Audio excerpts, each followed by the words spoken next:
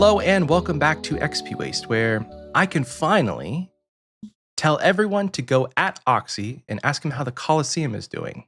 Hi, I'm Michael. And that was a harsh intro. It's going to be fun to receive all those on Thursday morning. I'm the Oxie in question, who still probably doesn't have his quiver by the time this episode comes out. If you're new around here, I have been setting myself the goal to get a quiver all year and have achieved literally 0 goals on my goal sheet for 2025 because I burned out really hard after leagues and the membership debacle happened, and I just CBA going back into the Coliseum. But we might just be back, but we'll talk about it. If you're here because you don't care about that, we're a Runescape podcast. It's the right place to be if you want to hear about Runefest or Runescape, one of the two. We're at Runefest right now, so I'm already a little pre-trip shambolic. So this is kind of how I am, just like permanently, you know? If you're not new around here, by the time this episode comes out, Michael is currently sleeping at my house. Hey, yo. And we're leaving for Toronto to fly out for Runefest here in a couple of hours. And we're going to be at Runefest for the weekend, hanging out in person. Michael and I have not hung out together in person in so long. Episode like 99? August to 23 for Xpwaste North. We went the entirety of 2024 without seeing each other because Runefest got delayed. So yeah, we will be at Runefest, and you're going to be adding me about the quiver, and I'm going to have literally nothing I can do about it. So, hell yeah. Michael, what you been up to this week? It's been a big week for me. I threw in a little fakey there because I was going to be like, and finally, I can say I have a Questcape. But then I threw him a curveball. But yes, Thanks, I can finally say I got a Questcape this week, and nothing like pressure to make diamonds is what somebody said in the CC. Because like I got done with my interviews, which went great. Thanks for asking, everyone. Appreciate you all. Got done with my interviews the day that the last episode came out on Thursday at 11 o'clock. And from like 11:15, took a little break to just like be off the computer. From 11:15 until 2, when I picked up my kid from daycare, I was doing Desert Treasure. And then pretty much the entire night after my son went to bed, I was finishing the quests. So I had Desert Treasure 2, Curse of Arav, and one of the best quests in the game, Monk's Friend. And got them all done. Because I received probably at least a dozen. At least maybe a dozen or 2 dozen at messages on Thursday morning. It was great. At like thank you, boys. 2:30. Yeah, thank you, boys. 2:30 a.m. 2 in the morning. I wasn't awake, obviously, but yeah, everybody's like, "How's the Questcape going? How's Desert Treasure going? How's the interviews going?" And I'm like, "Guys, I can't." You guys pulled up in stride, and I appreciate you all so much for it. I understand that means I'm going to get burned this upcoming week, but what can you do? But, you know, it made me a better person because I got my Questcape. Desert Treasure, let me tell you. Let's just start with that. Desert Treasure 2. The first time I did it was like the first couple days that it came out in 2023. Is that when that quest came out? Yeah, summer 2023. Okay. Holy, it's been 2 years. Damn near. Okay, so 2 years, almost 2 years ago, is when I first did the quest. And that was on my maxed main with pretty decent gear. Like, I feel like I blow pipe and bow fud everything, other than like the ones you can, like the ones you have to melee. So everything was done fairly easily. But like at that point, I was doing it without a guide and I was reading all the dialogue. So it took forever. Desert Treasure 2 is a different kind of quest with Quest Helper. Because the things that I struggled with the first time I did it were just tedious the second time. It's just like that like the scar is it's so well done. Puzzle-wise, doing it without a guide was so much fun. But when you're just doing it to do it, when you're just like space barring the entire quest, it becomes a little bit tedious. So I was just doing it to get it done. And Yeah, the only real thing that I struggled on was a couple of the bosses. I was just a little bit rusty. So I one and done did Duke and Leviathan, and it took me 2 tries for Vard because my zombie axe was not on slash, and then and I wasn't switching to prey range, and then it took me 2 tries to kill Whisperer because Whisperer is a bitch. That boss, I just I guess like okay, there's 2 things that have made that experience harder. One, I got a new mouse and I'm still kind of trying to work out the mouse buttons to like switch between my F keys. And I'm low key actually thinking about returning this mouse because after giving it a fair shake, the novelty of the mouse, I'm not won over on it. I haven't been sold on the novelty of like being able to tilt your mouse to switch your prayer book and inventory. So that's number one. I'm just like, prayer switches are bad. And number two, there's a lot going on. And I feel like I just panicked a lot. The fact that you have to like switch between mage and range while dodging the floor, and then you're kind of gear locked out of some of the mechanics where I wasn't able to kill all the little ghosts in the shadow realm. It's just like I'll get better at it, obviously, but that one I struggled with. I know that a lot of people like Whisperer, Whisperer's but good. for me, wasn't the most fun. I could see myself doing more Vardorvis because I feel like at least with that boss, the gear I have is sufficient and the mechanics are not too hard. And having an Ultor ring would be actually pretty cool. Vardorvis is fun. Duke, I don't know. I still struggle with Duke. It's that walk in and walk out mechanic that gets me because he like slams the ground and you're supposed to like attack, and then it's like I'm getting hit by the magic attack and the I don't know when to run across to avoid the smoke. It's just I need to practice Duke. And then Leviathan, I don't know. Leviathan was cool, but I used like every drop of food that I had to kill Leviathan because I was killing it with a rune crossbow and diamond bolts.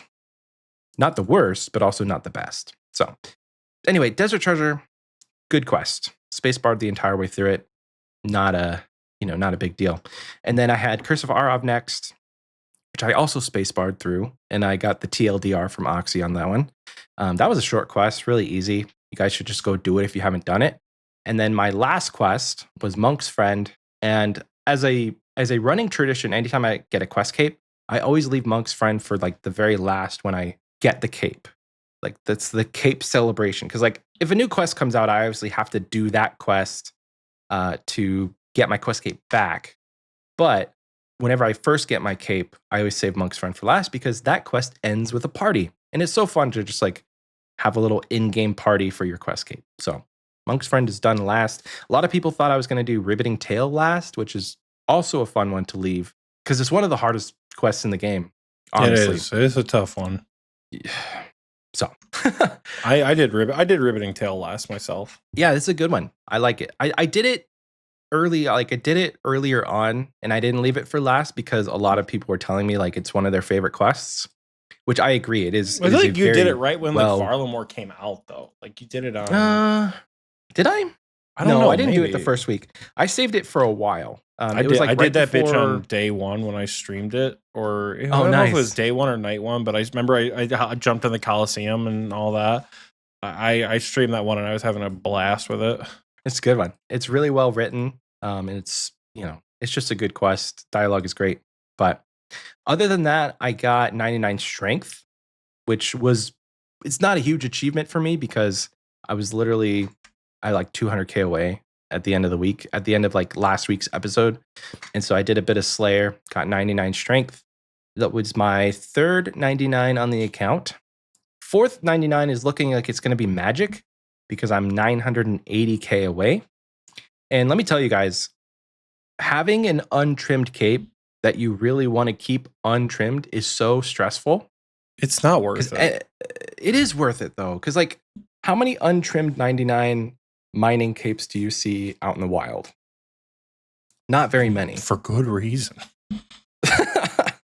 And if they are out there, it's because they're bots. So if I'm a legitimate player with 99 mining untrimmed, I think it's pretty cool. But the method that I know how to do is you drop your cape in free to play, then you get your 99, then you hop back to free to play and telegrab your cape. Whether that's like the official method, I don't know, but it works for me. And I don't want to risk trying any other method because I've heard you could just drop it and then telegrab it still in members, but I don't know if that's the case anymore. I'm not sure. And again, I don't want to risk it. So any 99 that I get for the duration of me wanting to keep that cape untrimmed will have to be kind of like strategic in the way that I do it. A lot of the ones I can just do in free to play. Like, it's so funny. I was thinking about it later, Oxy. Mm-hmm. I was in a members world killing cows, and then I hopped to a free to play world, but I could have just killed the cows in the free to play world. It could have been helpful, yeah. You live and learn. But yeah, any other 99s I get, I feel like I can just do them either with like a lamp or go to a free to play world and get it there. A lot of them, at least some, like the non-members ones. So kind of stressful though, not gonna lie. So other than 99 strength, quest cape, did a few raids this week, and also I've been cranking out the rune crafting levels for the rest of the year. You'll probably hear sometimes like a spam click in the background of my recording. And that's because I'm doing Zaya rune crafting. And sometimes you just have to chip your essence, man. Sometimes you just gotta chip. But I'm 80 rune crafting now. Rune crafting is like so chill. It used to be my least favorite skill to train on this account. It's why it was the lowest for so long. But now that I have the full outfit from Guardians of the Rift, the whole outfit, and I can just sit at blood runes, we're chilling. Straight chilling. I have 53,000 blood runes currently. So I'm excited for that white stack of blood runes someday. Hell yeah. Rune craft? Otis says rune craft. It is rune craft. Like in my brain, it's rune crafting because you're crafting runes. But yes, government name rune craft. But that's all I've done this week. I played a little bit of Red Dead Redemption. Started over on a brand new campaign, going through a second playthrough because I finished the first one all the way through. Apparently, I finished the game, but I only did 85% of the story, which is kind of crazy because there's like side missions that you can get into. And I guess I just didn't find every side mission that you have available. Or it's that I only did 85% of the things that was like I didn't fill out the compendium or all the challenges or anything like that. So maybe that's what it was. I think that's what it was. Who knows? But second playthrough, it's going well. How are you today in this week, Mr. Oxy? I am in shambles because I can't literally do anything. I did Zalcano for 2 seconds on the mass world with 50 people, and that's terrible. I did Scorpia for 2 kills, and immediately PKers showed up, and I went to DK's to try and get the ring. I was just going to save spot prime, and when I got down there, my teammates got the ring, and I just can't apparently do anything. I don't know what I'm going to be able to do in AFK throughout this episode. Yeah, I mean, hey, recording booth chat, if you guys want to go run some Jalcano during the episode, let me know. But yeah, I've been good. I've been busy. This past weekend, I started up a Raids Bank Bingo. I've been playing with some of the boys. We have an absolutely illegal team. By the time this episode comes out, I'm pretty sure the event is over. So hell yeah, my friends, it's been one hell of a run. But I've had a great time. I have truly had a great time. I have not played this much RuneScape in a while. I mean, like I've put in 2 14-hour days. Like at least one. I think like Friday, it started at 3. I played from like 3 to maybe 7:30.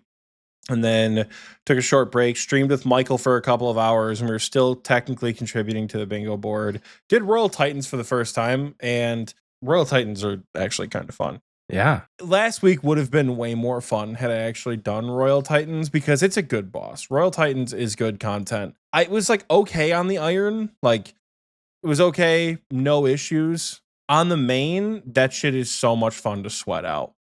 Like it's kind of stupid fun to sweat out on the main and do like do all the 6 and 7-way switches and shit like that. Like I had a good time with that content. Although I got kind of flamed when I came back. They kept calling me the RT Pro. So I'm the Royal Titans Pro now in on my team. I did 16 KC between my 2 accounts. But yeah, after the stream raids, we did a couple CMs, didn't see a kit, did a couple hard modes, didn't see a kit. We were down bad for kits for a while. We sent a couple 7-mans, which were a really good time. The 7-man CMs were crazy and they were fun. But we didn't see any kits. We've been down horrendously this bingo. We have seen so many drops that are not on the board. I think our team has killed about 1,200 Araxor. We've created at least 1, if not 2, Noxious Blades. We have 1 Nid Pet, no jars, and we have 1 Fang. We got 1 Fang last night at like 3:30 in the morning, finally. We have every single unique from Zulrah besides Jar, Mutagen, or like all the other like common uniques, except for the one we need, which is the Visage. We got a Hilt and 3 lights before we got a Sarah Sword.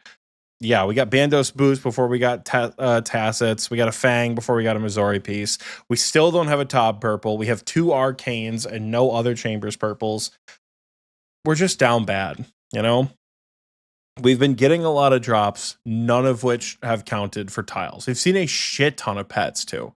But you know what? We're gaming. I have had a great time. I've sent some CMs. I've sent some hard modes. I've sent some regular tobs. I've sent some 300s. I've sent a couple 7-man 385s. Those are absolutely mad. It was fun. Let me see. What else have we been up to? Almost 200 Araxor just in the last like 2 days. Though realistically, I'm not gonna be able to play much Monday and Tuesday because of work and fencing. And then Wednesday obviously is work and we're leaving for Runefest. But yeah, it's been a really good weekend. So shout out to the Raids Bank boys, shout out to Drop Flexin for kind of reigniting the flame a little bit to get back into RuneScape, get back into raiding content. Did kind of make me look at my goals on my goal sheet and go, wow, I really haven't obtained any of those yet. That's kind of cringe. So who knows, maybe, but honestly I've just been having so much fun doing the content. Like we got the Twisted kit last night and we were like free from hard mode, and hard mode stresses me out so much. Hard mode Verzik, I don't know why. It's not even hard mode Verzik, it's hard mode Nilo that stresses me out and throws me off so much. But I feel like because I need to get better at it, I can't anchor. I would love to anchor at hard mode Nilo. I have never been given the opportunity to anchor at hard mode Nilo. So I'm always so stressed trying to run away and not kill myself. It's not impossible. I just need to run it a couple of times. Yeah. But yeah, no, it's been a pretty good event so far. Have not made as much money as we thought. Again, my team's probably 20 tobs deep with no purple at the time of recording. So we'll see if that changes. Hopefully it does later today. But unlucky. You know, otherwise, it's been a pretty good week. I don't know what else. Glad to have you back. Yeah, I was gonna say I don't know what else I've done outside of bingo, if anything at all. What have I done outside of bingo? Yeah, I don't actually know. I don't know if I've done anything of note outside of bingo because again, real life is still busy and it's always going to be busy. But yeah, that's where I'm at. This was I can't remember if you mentioned it, but this was for Raids Bank. Yes, bingo. So if you're listening to this and you're freaking out that you're missing a TNL bingo, this is not a TNL bingo. It's not TNL. which by the way, for Michael's 99 strength party, he's like, "Are you right back in CMs?" I'm like, "Yes." He's like, "I'm 8K away from 99 strength." I'm like, "Okay." He's like, "You're gonna come to my party?" I'm like, "Michael, I'm at Guardians." He's like, "You're gonna come on your Iron Man?" I'm mid CM Ulm trying to follow Michael around and get Oxy fans to the right spot. He's like, "Gotta hop, gotta do this." I'm trying to type out Flash 2 GZ while running head on the other account. I'm like, this fucking guy. And then the same thing happened the next day. So my buddy Shinkiro, who we'll talk about here for Achievement of the Week, he maxed yesterday. And he told me like 2 weeks in advance. Like, hey, party is my birthday, February 22nd. Happy belated birthday, Shinkiro. And he's like, the 22nd, 8 p.m. Dorks Anvil 514. I'm like, hell yeah, dude. Of course I'm gonna be there. You're my boy. Absolutely, I'm gonna be there. Shinkiro sends me a message last night and says, "Are you coming?" I'm like, "Yeah, it's at 8 o'clock." It was 8:02. I was in the middle of Aka. I'm like, "Oh shit!" So I'm in the middle of a 7-man 385 Aka, in the midst of cum phase, trying to get my Iron Man to Dorix Anvil, and thankfully I got sat down on the balcony. But then we were, so I was there for the fireworks, thankfully, and I was following people to the Warriors Guild from Dorix Anvil mid croc. People are like, "Are you on the balcony?" I'm like, "Nope, I'm still alive." We were like mid wardens trying to get through whatever, and then I popped in and I did say like an actual GZ once the raid was over. So, moral of the story: time didn't exist this past weekend. I stayed up till 4:40 last night. I haven't stayed up that late playing RuneScape in so long. It was great. Turns out the 10:30 coffee, and then I think we all took a government mandated half-hour break, like 11:30 p.m. and did wake up showers. It was a good time. So I've been having a lot of fun this weekend playing RuneScape, and then hopefully more fun this upcoming weekend at Runefest. So Let's go. Speaking of Runefest, Michael, what are we talking about this week? Speaking of Runefest, this week isn't going to be like a normal episode. Like, we're not going to get into the strategies of what makes Barbarian Assault one of the best things in the game. I don't know. We're going to talk about Runefest, and hopefully we'll see you guys there. And if not, next time. But we both have like the minute by minute schedule pulled up for Saturday and Sunday of what's going to be going down.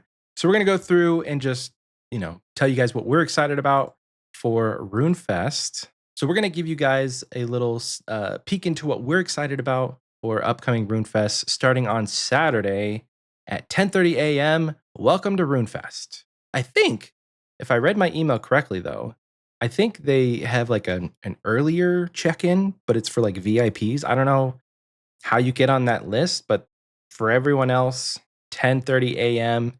kicking off Runefest. When does it say the doors open? Because I imagine just because it starts at 10:30, I imagine we can get there a little early. Maybe that's what it was.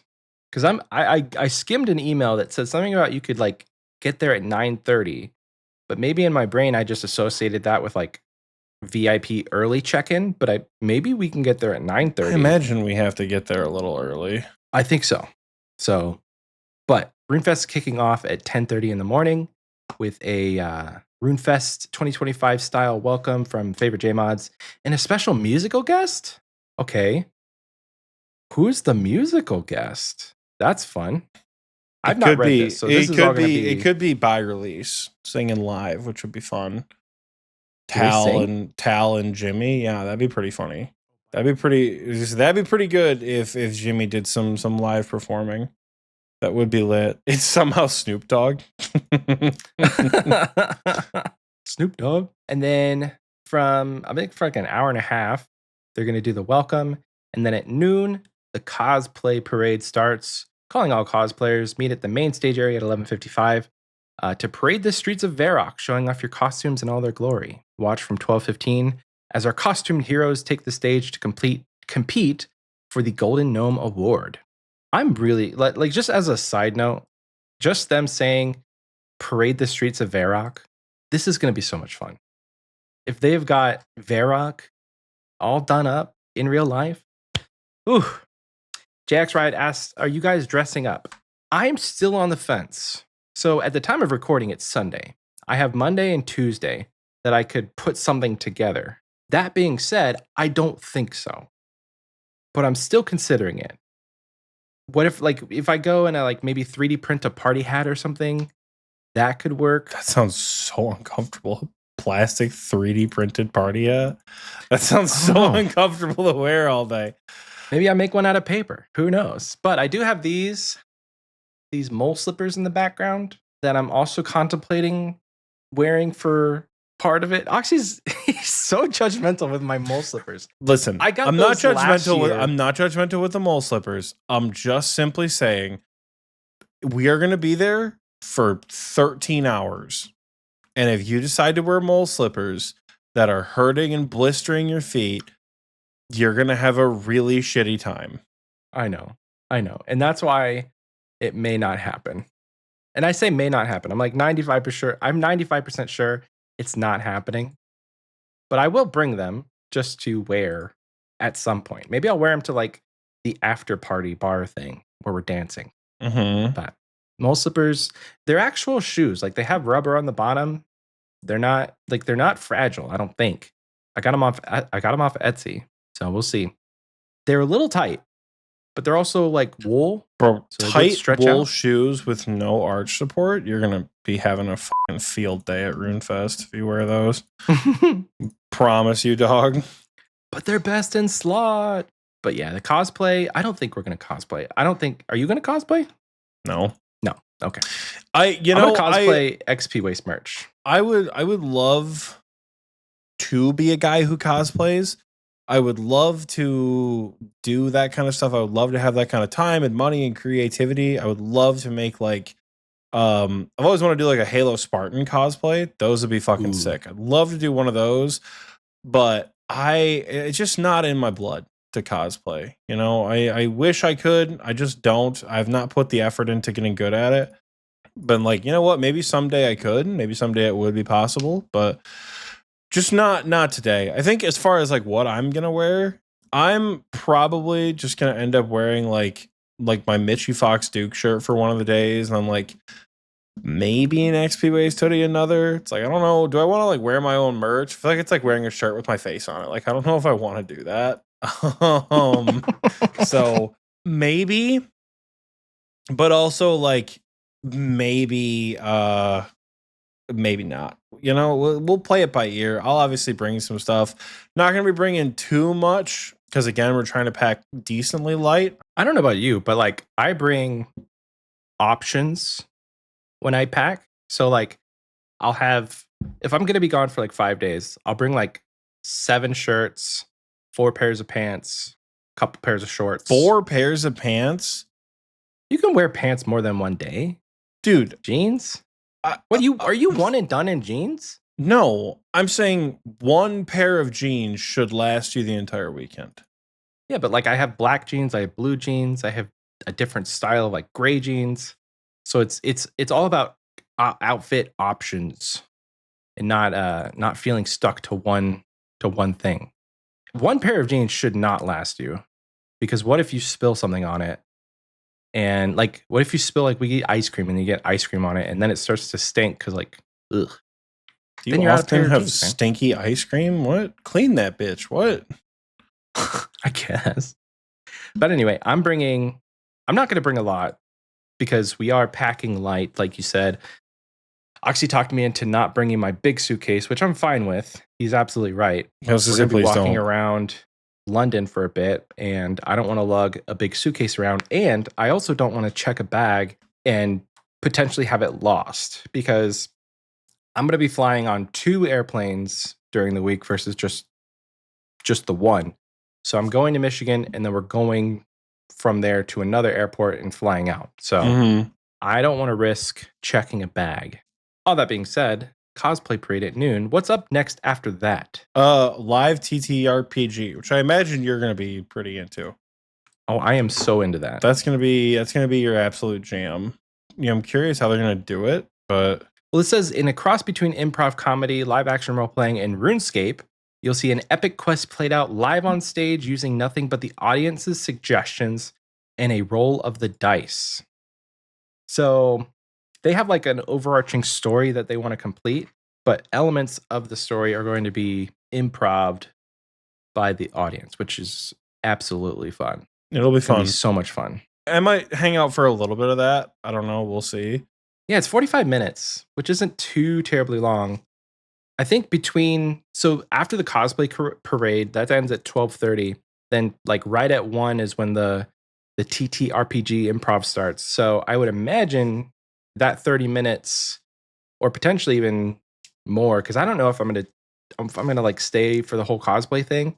But we'll have to grab food at some point. It also depends on who's in it. Like, you know, if I know someone or I'm aware, like, you know, like I've seen someone online before or I know them like personally and they're cosplaying. Like I know when Birdfax was going, he was going to compete. I would stay for it, but I suppose we'll see. But I don't think he's going anymore. I don't think he and Sparry got tickets, unfortunately. So I'm not opposed to doing realistically like anything for the event. Like I am absolutely down to go see whatever, do whatever. I know there's some stuff to like do in between. Like they're gonna have some like quote unquote like skilling challenges or something. Yep. So like I'm totally fine to like check some of those out at any point. And I frankly I think they'll be fun. Like I'm the kind of guy who like you give me that kind of like IRL skilling challenge, I'm gonna want to do that shit and get all 9 tokens. Like 100%, I'm gonna want to get all 9 tokens. So for like me, I know I'm gonna be like, maybe if this TTRPG is not my thing, Michael can watch it by himself, and I will go do skilling challenges because like that seems fun as hell. I love that IRL type shit. But yeah, that I'm excited for the event as a whole. The RuneScape quiz that follows, special prizes for the winners might be fun. I don't know what the format of that is going to be. If it's like, because I've done stuff like that. Like I went to Pokemon Go Fest in 2019 before COVID. It was like the last super hype thing I did pre-COVID. And it was fun. It was a really good time. But they had a little quiz segment there where like they were asking various questions and they were also holding like mini competitions, like who has the most like Magikarp candy and shit like that. So like, you know, that kind of stuff is definitely fun to participate in, but I'll see. If it's like, if it's not up my alley, if I don't love the format, if it's questions I just like straight up don't know the answers to, who knows? Maybe I'll sit that one out too. I'm not trying to be like, oh, this is fucking lame, I'm not gonna do anything. I'm totally the opposite. I'm doing everything. Like I will go to everything. I will try every activity. I don't care what the skill challenges are. I don't care how equipped I am for them IRL. I don't care. I'm doing it. They can have a bard challenge. I get up there and fucking belt out Sabrina Carpenter. I don't care. I'll do it. Let's go. So like I'm here for it, but I also know that like at conventions there's a lot to do. Yeah. Like at conventions days. There's going to be a lot to do. There's only 2 days and it's not quite going to be like a Comic-Con where there's like celebrities to see, but like if you run into the opportunity to like talk to someone who you've been like either watching or like been a fan of or like no IRL. You know, like how many people have we met through this podcast that are going to be at Runefest? Like it's not impossible that like maybe I don't care about the RuneScape quiz. Like maybe it's fun in theory, but I would rather just like hang out and eat a soft pretzel with people that I've been doing top with for 4 years. You know, like maybe it's one of those type beats. So for me, I don't know. I'm keeping it open to figure out what's going on, but I will absolutely try everything once. Like the creator battle that's up next, for example, it's Torvesta, Z Cookie, C Engineer, Bunny Bop, and the RS guy. They're competing for your amusement, but not with usual scaper skills. So I don't know what that means. What the creator battle is gonna entail. That should be interesting. More importantly, though, we're getting a summit. Yeah. We're technically getting 2 summits. We're getting the RS Ahead, which is the RuneScape 3 version of the summit, but we're also getting the old school summit. Now, Michael, do you have anything to say about the creator battle? I'm interested. I think if I was going to skip anything on Saturday, it probably would either be like the quiz or the creator battle. It does sound intriguing that they throw in there with, it says, but not with their usual scaper skills. So maybe it has to do with RuneScape, but it's not like we're going to watch them PK on this, you know, and like watch them play RuneScape in real life. Cause like low key, that's kind of boring. If they were doing IRL challenges related to RuneScape, that would be kind of fun. But if I was going to skip anything, it would be probably one of those. I don't know about RuneScape 3's summit. I could go. I don't really care about the RuneScape 3 summit. It's hard for me. I don't care about the RuneScape 3 summit, but obviously we have to be at the Runefest OSRS summit. We obviously have to be there. I think we would be remiss if we did not at least chuck out a couple of predictions of what we're going to see. Okay. Summer Summit I think it's not really a Summer Summit. This would technically be the Winter Summit, right? Because did they do a Winter Summit? They didn't yet, no. We didn't have a Winter Summit. So we've already got Varlamore Part 3 coming out. They're not going to hopefully do anything more with that at a summit. We're going to see some quests. Hopefully some things like updating us on sailing. Maybe a new minigame. What if they threw in dungeoneering as a minigame? I think that'd be a hard sell. Really? I think for a minigame, that'd be a hard sell. Because I know a lot of people, I've heard a lot of people say they like dungeoneering, but it doesn't fit as an old school RuneScape skill. It fits more like it would probably end up being more like a minigame versus like a fleshed out skill. Mm-hmm. I didn't do a whole lot of dungeoneering myself, so I'm not super aware of what that could look like. But I mean, maybe could be fun. Maybe could be fun. You know, I think it's less like a summit prediction and more like they're gonna hit us with like, hey, try the sailing beta at the LAN party. That's what I'm thinking they're gonna do. Like, I think we're going to get really a sailing beta LAN party, which will be pretty sick. Varlamore Part 3, they're going to talk about for 2 seconds, and they're going to go, all right, Varlamore Part 3 is here. It comes out like the day you get back. I'm pretty sure surely that's got to be coming. It might be a little delayed because of the goddamn reward poll. Yeah.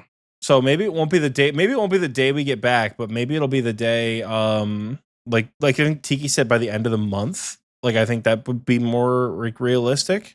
So that would be fun.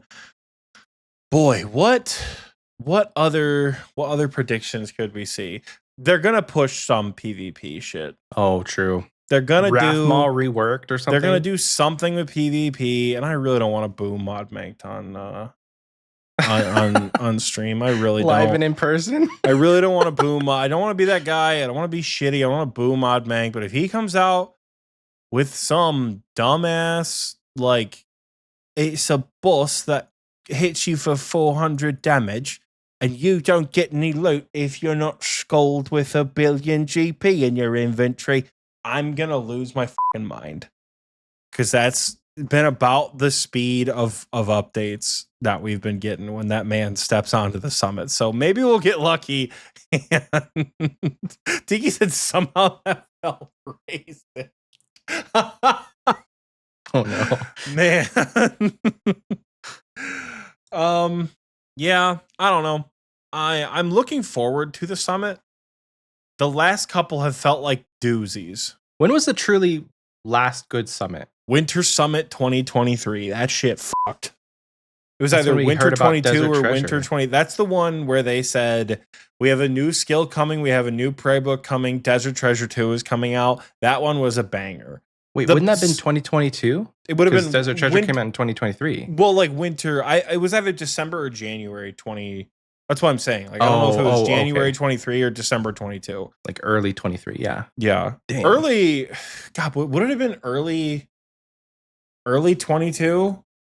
Maybe it was the summer summit or the winter summit 22 when they're like, hell yeah, dude, Leagues is coming back and Group Iron Man is around the corner.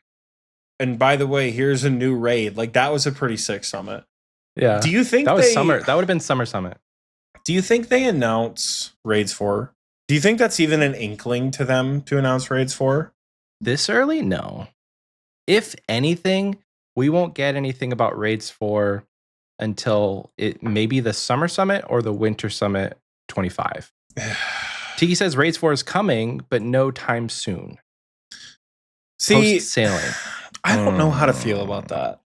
Because I've been talking about this with my bingo team a little bit. And Raids 3 sucks. I'm really not a TOA fan. Like, I think had it been anything but like good drop rates, people would have lost their minds. You know? Like, yeah. I don't know.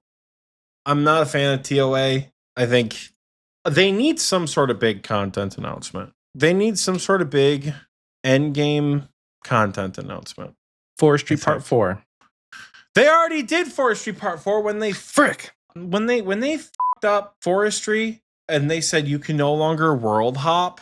That is frustrating. Yeah. But like, no more Forestry, please. We're done. Forestry's got to be off the table, surely. So TOA came out in 2021 or 2022? 2022. Damn.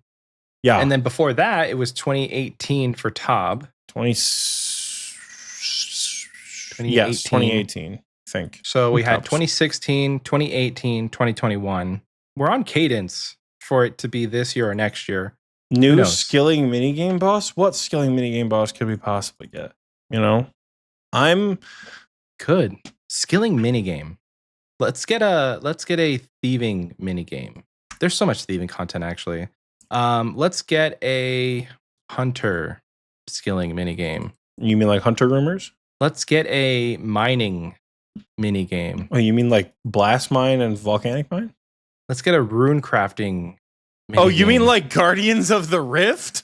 Let's get a fletching minigame. Oh, you mean like the one that's being proposed with Varlamore Part 3? Let's get an Herblore minigame. Oh, you mean like Mastering Mixology? We could do this all day, Michael. Cooking minigame. Oh, you mean like Trouble Brewing?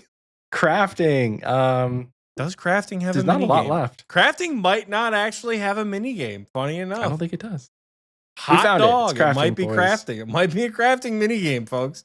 Could be the fabled crafting minigame where they say, all right, we don't want it to compete with battle staves. XP's 90K an hour. Tiki says I'd wager sailing by the end of the year. I wouldn't. There's not a chance in hell sailing is coming out this year. Sailing's a 2026 project through and through. Oh boy, what else? Unless they kick into high gear. We're going to get something about Xanaris, but I think that's on Sunday, actually. Project Xanaris. They're doing like a whole segment about it. I thought you meant Fairy Tale Part 3. Ooh, Fairy Tale Part 3. Let's talk about Fairy Tale Part 3. No, let's talk about what quest they could announce.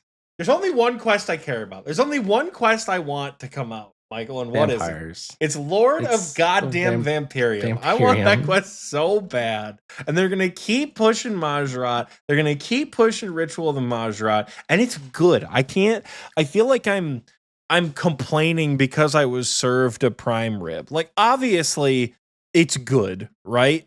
I'm not going to bitch about getting a good quest. But man, I don't.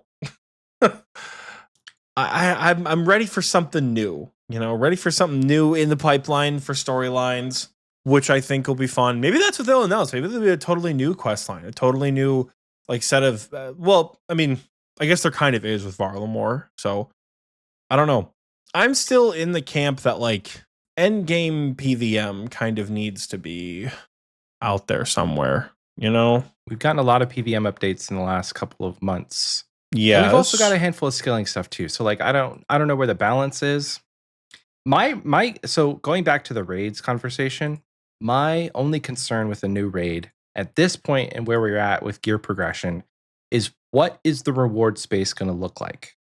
Because we have a best in slot for each combat style. What is the new shiny new thing that everybody's going to be going after? I think that may be the holdup. Who knows?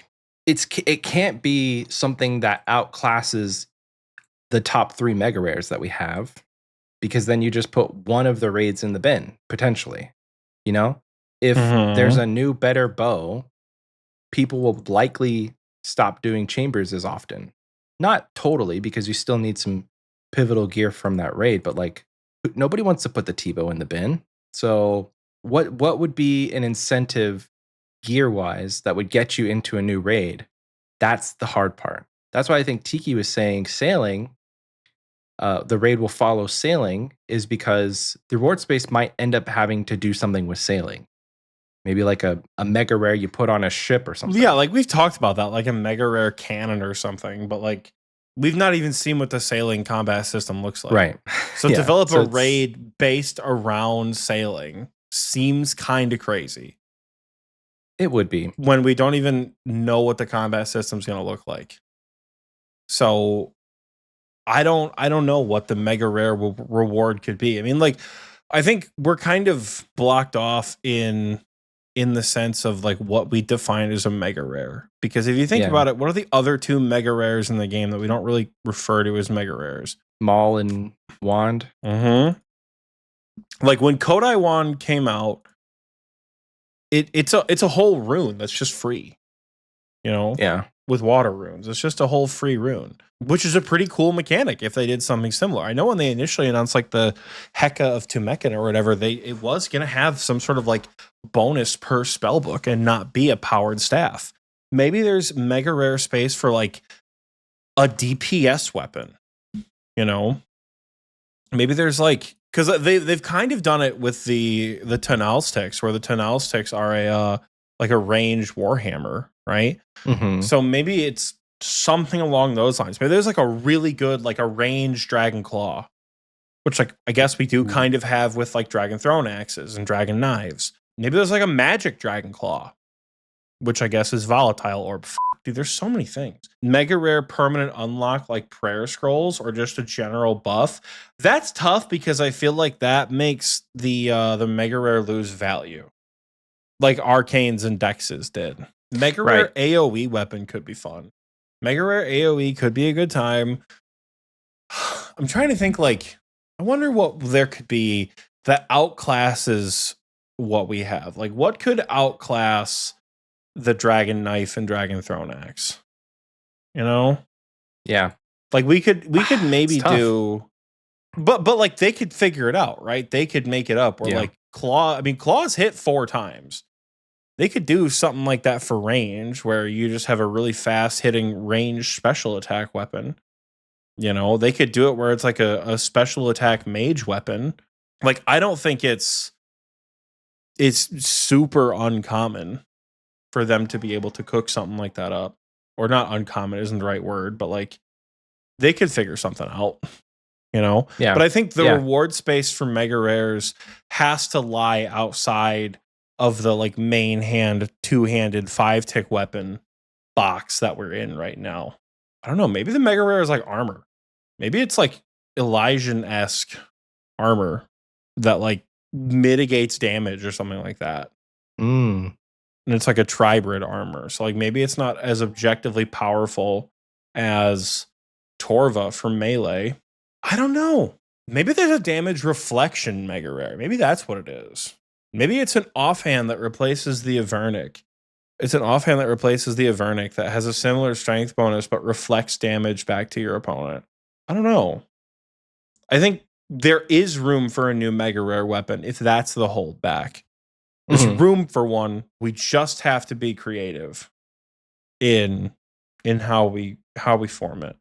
But I think Moose made a point earlier in the chat that like what we need more isn't another mega rare, it's a well-designed raid. It's a well-designed raid that like one of my teammates brought up a really good point about TOA yesterday. It's like because there's no real difficulty cap, it always feels like you could be doing more, you know? Whereas like I guess I don't know how to explain this, right? There's obviously a desire to improve, but like with regular Theater of Blood, the difficulty doesn't change. Every time you go in, it's the exact same raid. And you can improve and improve and improve and improve. And once you get to a point where you're confident, you go with a team that you're confident with, and then you're having fun, right? With TOA, there's always that like, you know, oh, we could push the invocations a little bit higher. We could do just a little bit more. We could do just a little bit higher of a raid. Like, what if we did just a little bit more? And I feel like that just isn't fun all the time. So that's kind of where I struggle with it. And I think that would be a nicer format of raid. But again, I don't really know if I'm the guy to be hypercritical of TOA, if I'm being entirely honest with you. So, but mainly because I don't know how you fix it. Yeah. It's hard to offer feedback without a solution. Yeah. Which they're not asking for our feedback, obviously, but obviously, yeah. I don't mind TOA. I think for me, sometimes like TOA just doesn't click because I don't do it enough or I don't have the gear to make it fun. In the hard part about that is sometimes it's like you got to just do TOA to get the gear to make it fun. If you're an Iron, or you have to make money to make it fun. Dude, ain't that the case with all Iron Man content? I dead ass did a Zulrah kill earlier. I took some of the Zulrah teleports out of the storage. I ran a Zulrah kill earlier because I have the Serp Helm. That bitch took me 5 minutes and 9 seconds with a Warp Scepter and a Hunter crossbow. What in the world was that? That was horrible. How do Iron Man do this? This is a horrendous experience trying to do Zulrah on an Iron Man. Like, I'm like, oh, maybe it's because my stats are low. I'm like, I have base 80s. They're not that low. They're not super high, but they're not that low. Man, it was rough. At that point. Yeah. It was so rough. It was so bad. It just felt terrible. Needless to say, I'm not going to be the one cranking out the Zulrah unique for the team. Not with my current gear setup. There ain't not a chance in hell. Yeah, I don't know. A new raid would be fun, but like realistically, we're going to get a new quest. We're going to get a Varlamore Part 3 announcement. I think they're going to save some stuff. Like they're probably not going to talk about sailing because that'll more realistically be a tech demo. They're probably not going to talk about Varlamore because that's probably going to be on Sunday, which we'll talk about here in a second. We're probably not going to get Project Daenerys because that's also going to be on Sunday. What do we do about it? Like events, Dead Man Mode and leagues. Do you think they're going to like spend time in the summit talking about those? Because we obviously know they're coming. They usually save that stuff for the summer summit, especially leagues. Usually summer summit is when we hear about leagues. Sometimes we hear about summer summit sometimes we hear about Dead Man Mode earlier though, just because the time frame. I could see them talking about Dead Man if they want to do it like in the summer like they did last time. So don't want them to talk about Dead Man Mode. Dead Man Mode was in July. What was Dead Man Mode was in July and it was fine. It was just they're gonna talk about it for so long. I just don't like Mod Manked. I don't know why. I don't think I have a reason to dislike him. I just don't. You know, sometimes you just don't mesh with people. And he doesn't seem like a guy I would. It was just that one comment of like, if you don't like PvP or something, don't go in the wilderness. If this content's not for you. It's a little arrogant. Yeah, I don't know. So I'm not super looking forward to the Dead Man Mode announcement, though Dead Man Mode was a lot of fun last time. I enjoyed it. It was a lot of fun last time. They did it very well. And then the rewards, especially when they give you rewards, so expensive. Yeah. The rewards are they really expensive still? Dude, the weapon scroll is 90 mil. It's ridiculous because there's only a limited amount, right? Oh, that's true. And they get consumed. Yeah. Huh. Nuke Moose brings up a good point. He said, I don't hate Manked, just the stuff he works on for 40 hours a week. You know what? That's fair. I'm cautiously optimistic about the summit. I think the last two, at least, have been so disappointing that, like, I don't have mega high hopes, but, like, it's Runefest. Surely they pull out all the stops, and it's an absolute banger of a summit.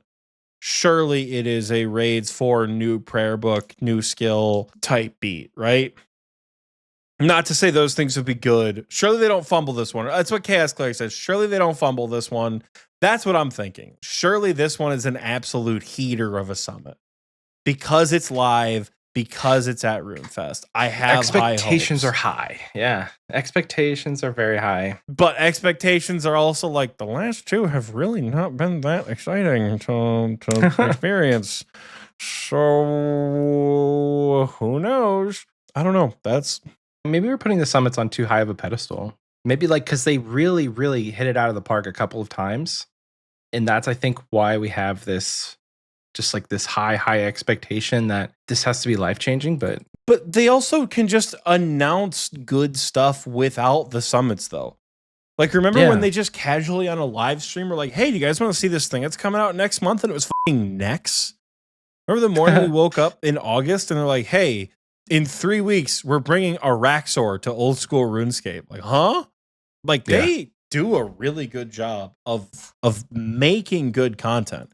I don't know why for the last couple of summits, it's felt like the showcase has been like other than the Majorat storyline, what's the most boring thing we could present? I don't know. And that's probably me being really mean. And I don't want to do that because, like I said, expectations are high. I'm cautiously optimistic for this summit. You know? Yeah. We can move on from the summit conversation. Sure. I feel like we could talk about this for like another hour. We could obviously theory craft the summit for a while.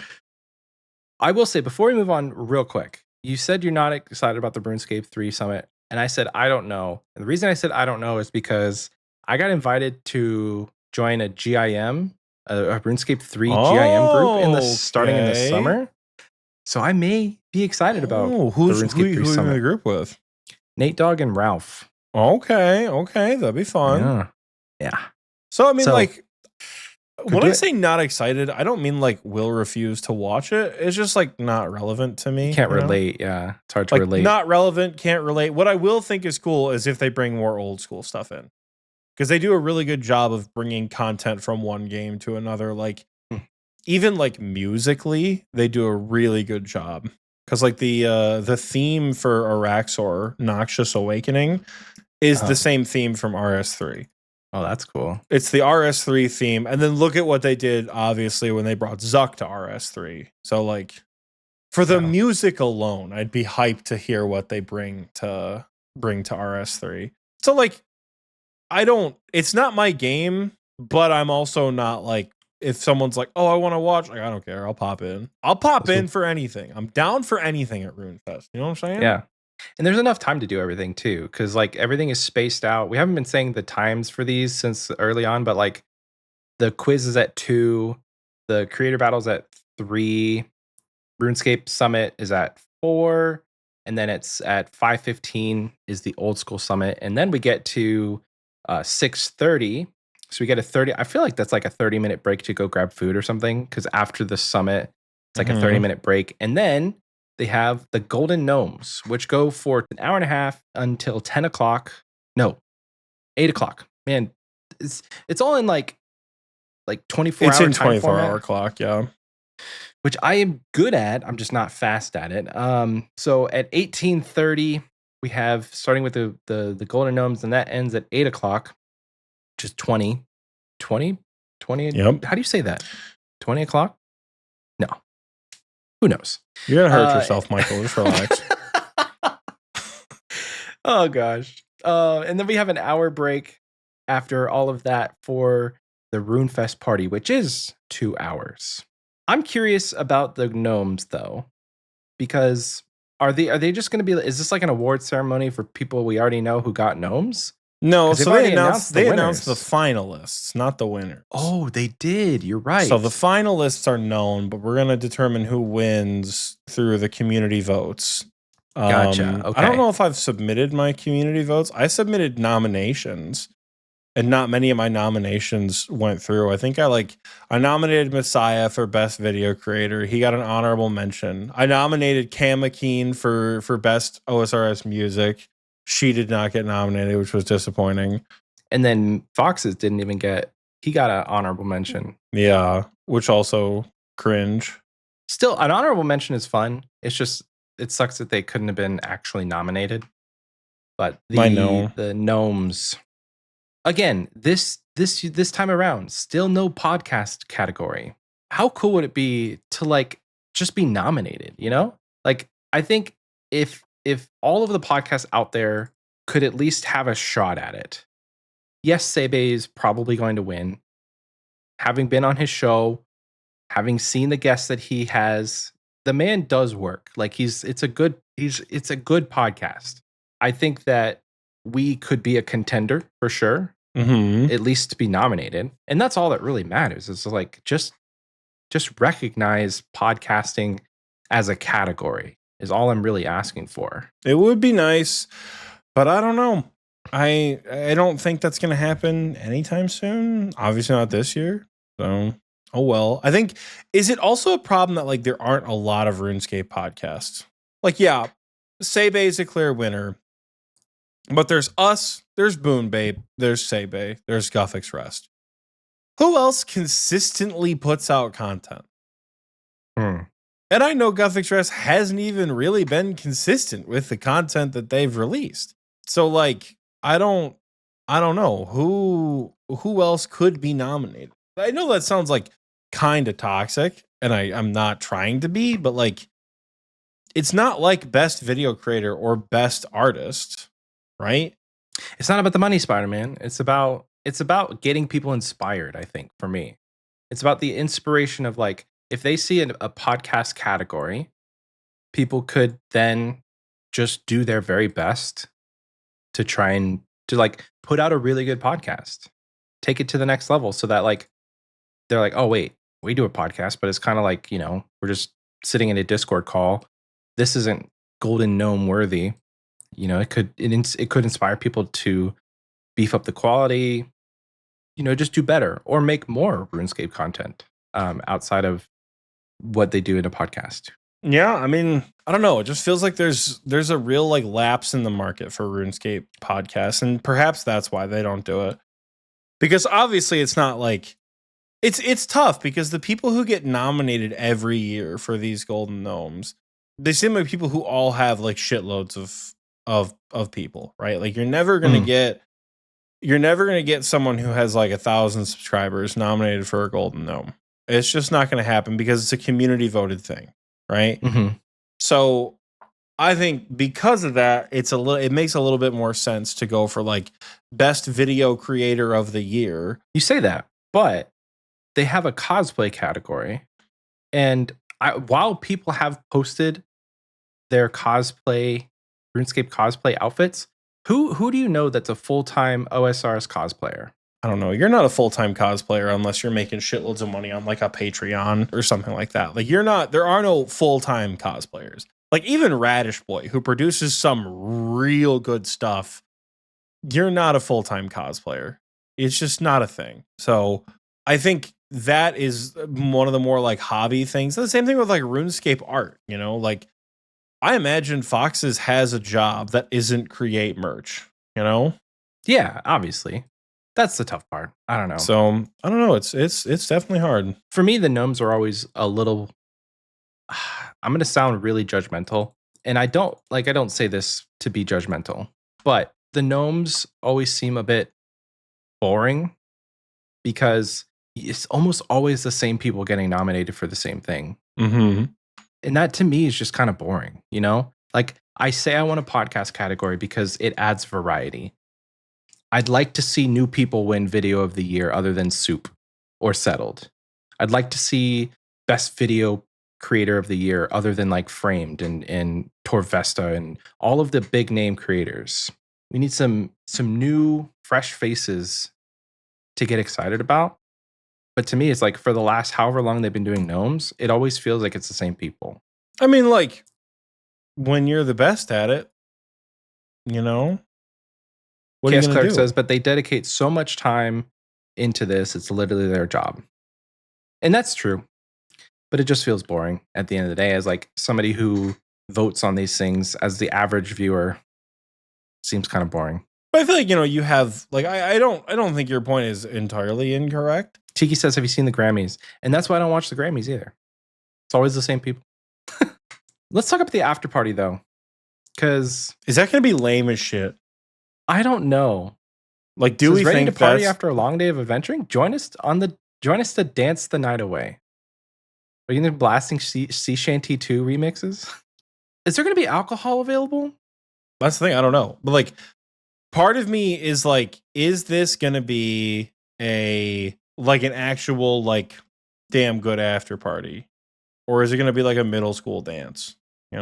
I think it's gonna be more like the former, but as a rather socially anxious person, I'm always worried it's gonna be like whatever. And then also the other question that we gotta pose is like, are we gonna want to spend time with the boys instead of going to one of these parties? Oh, but we'll see. Again, we'll see. I think like because there's gonna be so many people there, there's gonna be so many folks that we're so excited to see and hang out with that maybe it's not gonna be a thing. Maybe it will be. Who knows? I know Messiah put something on Twitter that was like, hey, what if we held a RuneScape after party and I DJ'd it? Because turns out he's actually a pretty he's a DJ. Like I did not realize that it was the same person. That's but cool. His name is Endor or something like that. And I saw it on his Instagram lately. I'm like, hold on, the piss crystals got beats? What in the world? And it's pretty good stuff. So who knows? Maybe. That's awesome. So technically, the end of the night could be at 8 o'clock for us, or earlier if the gnomes are just drab. I think once we go to the gnomes, we kind of have to stay the whole time. You can't be shitty. You can't be shitty and leave the gnomes early, you know? So 8 o'clock could be the TNL after party, maybe.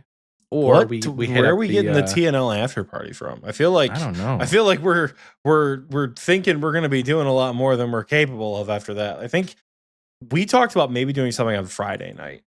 True. That is true. We need to coordinate with our little Discord group we got to see what everybody wants to do. So the plan is on Friday to potentially do something as a group before we party all weekend, and then like end up on Sunday being like, I'm just so tired, I want to go to bed because we have an early morning. Mm-hmm. So we get a little pregame party going on Friday, because this after party that they're talking about with the Runefest thing ends at 11. Maybe like hit up a bar after that. Potentially. I have a bedtime though, and usually you have a bedtime. I was just say, bitch, I was up till 4:40 the other night. We're chilling, you know. Me and Chaos Cleric, the two dads, we'll walk back to the hotel. Miss G said if they want a 90% male group to dance, there better be drinks. Absolutely. Yep, 100%. That's I don't know, dude. Given the average age of the player, 8 p.m. checks out. Who knows, man? We'll see. We're not young anymore. We're not gonna be able to have our post Tob coffees or our like pre CM showers to prep. All right, Sunday morning, 11 a.m. Here's where it gets interesting. Saturday, it's just everybody all together. They don't break it up between RuneScape and RuneScape 3, or rather OSRS and RuneScape 3. But on Sunday, they do. So Sunday starts at 11. We have one stage dedicated to RuneScape and another stage dedicated to old school. So you kind of have to pick and choose at this point. You can't see and do everything. But focusing on the old school events, starting at 11, it's the narrative direction of old school RuneScape. Join Mod Ed to see how OSRS team makes choices about the narratives, and they create your favorite storylines. I love Mod Ed, and I will absolutely be there, because the other option is for the RuneScape 3 thing that's happening at 11 is the Lore Hounds, and it says, delve into the lore of Gielinor through the eyes of our finest storytellers and see behind the scenes of the latest desert quests. I would 100% like to go see Mod Ed. Oh yeah, for sure. Mod Ed is absolutely the play. Here's a thought, right? Because this and then the next panel that's after that, this might direct the Summer Summit, right? This might direct the Summer Summit a little bit. We might not get a quest announcement during the summit. Right. We might not get a quest announcement during the Summer Summit, because it wouldn't surprise me if Mod Ed is up there asking and answering questions about lore, and then at the very end, they almost hit us with like a Nintendo Direct style of like, okay, fine, here's a trailer for Ritual of the Majorat, or like something like that. Like, here's a trailer for Lord of Vampirium. Like, we've been working on this the entire time. That's pretty much that. One more thing is kind of what I'm expecting. They might do the same thing with the bossing panel. Like, you know how fun it would be for them to like talk about boss mechanics and boss designs, and then at the very end be like, yeah, so all this stuff we kind of talked about, like, what if we showed it off in a new boss that like was located here? And what if it looked like this? And they just show off the new boss right then and there. Like, that'd be pretty cool. That would be cool. There's definitely potential there to see some hype shit at these panels. So I'm very, very much looking forward to it. Absolutely. Yeah. So that boss thing that Oxie's talking about is a boss design in old school RuneScape, an exclusive live demo panel. You'll learn how OSRS bosses are made and what makes them great. Then at 1 o'clock, 2 out of 3 mechanic. A 2 out of 3 mechanic, baby. 2 out of 3 mechanic always. What is a 2 out of 3 mechanic? Oh, for the drops? Oh, yeah, the ring mechanic. Oh, gosh. At 1 o'clock, we got an old school creator panel, which we were not invited to. Sag. Well, of course we're not invited to it, Michael. We have 6,000 subscribers on YouTube. It's not the same thing. We're dedicated creators. Been doing this for 3.5 years, brother. We should be almost 3 years. No, almost 4 years, bro. We're coming up on our 4-year anniversary. I know, it's crazy. No, wait, 4 years. Yes, 4 years. Yeah. She said you staged a boycott. Of course you. Oh, frick. Oh, no. She's right. Man, I got called out the other day in another Discord because somebody was like, "Oh yeah, dude, I'm getting the itch to like play RuneScape again. Send help." I'm like, I hear Chambers cures that itch real well, and I got called out. And somebody said, "Oxie's the type of guy to start the Montgomery bus boycotts and then say we should get to work by taking the bus." like what the hell? Which like I that kind of had me gagged. I don't really have a response for that. You know, sometimes you yeah, I don't know. That's funny. But yeah, I might skip the panel. It'd be interesting to see, but I feel like questions that I have for content creators, I mean, I don't know. I think that's for me as a creator, I have not as many questions. I understand the process to a degree. How do you get sponsors? How do you push for sponsorships? Like, what do you have to like, kind of give in return for these sponsorship deals? You know, that would be an interesting question to ask because obviously there's got to be some sort of return on investment for them. But I don't myself have a ton of burning questions. But again, I think that's because I'm in the space and do the thing. So, what about you? Do you have any questions? I don't think I have any questions. That's what is like leading me to believe that I'll probably skip this one, depending on who's up there. I don't really watch a lot of RuneScape creators. And that's just because most of my time is spent like my son he's taken over the TV. So if I do have a TV time, it's slim to none. But yeah, I over the last few years I've been watching like Mudkip, Hanani. My fear is it's just going to be like the big three. We're going to get like Bodhi up there. We're going to have Settled, Jimmy. Which isn't to say that's not a not interesting panel though, is the thing. That's still a good panel of creators. I don't know. True. What I'm like, it could be interesting to, like, depending on how far stage 1 and 2 are apart, it could be fun to maybe go check out the RS3 thing because it says Let's Chat Combat. They also have what I'm more excited for, the Winter Summit Q&A. They're dedicating 45 minutes to talk about the roadmap live. That's cool. Which will be fun. So at 2:00, we have the Winter Summit Q&A. And then Oxie's favorite thing after that at 3, which is the Project Daenerys live demo and Q&A. I think I'm going to sit your ass in a chair for that entire 45 minutes and make you watch it. I'm unironically considering going to the Glowing Up Gillinor RS3 thing. No, I give that little of a shit about Project Daenerys, this dumbass waste of time project that they're doing. I hope I'm wrong. I really hope I'm wrong that Project Daenerys is what saves this game in the long term. I hope you guys can go, ha ha, Oxie, remember how you hated it? I hope I am wrong. I hope I get clowned on for it. I'm so not excited for Project Daenerys. But tis what tis, I guess. I don't know. So I like Glowing Up Gillinor could be super fun to go watch.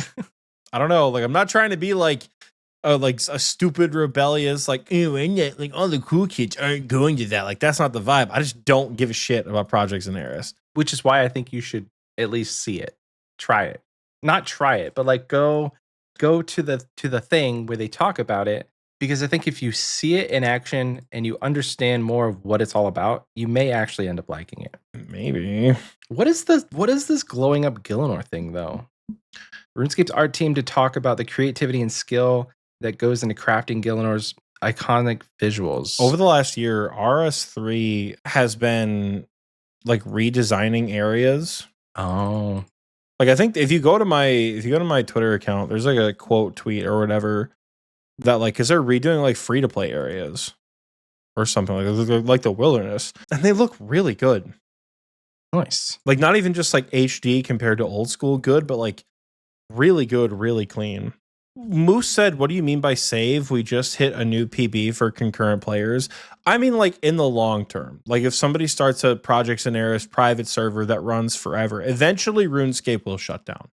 Eventually all things end. Eventually RuneScape will shut down. We've seen the end of literally every online game that we all used to love, right? Like, I know that sounds kind of doomer of me and I don't want to say that, but like so many servers are expensive to run these days that there will come a time where this game will not exist anymore. We all say we're playing it in the nursing home, but maybe we're playing it in the nursing home because of Projects and Eris. Maybe Oxie's wrong and this doesn't affect the player base, you know? But only time will tell, I suppose. You may be right, you may not be right. We don't know. Which is why I think you should go to the panel and just give it 45 minutes just to see. Maybe not. The glowing up Gillinor does sound interesting though. And then finally, to round out the whole event at 4 o'clock, from 4 to 4:45, old school RuneScape art style chat and Q&A, which sounds like so much fun. That will be a no questions. I will be at that one for sure. 100%.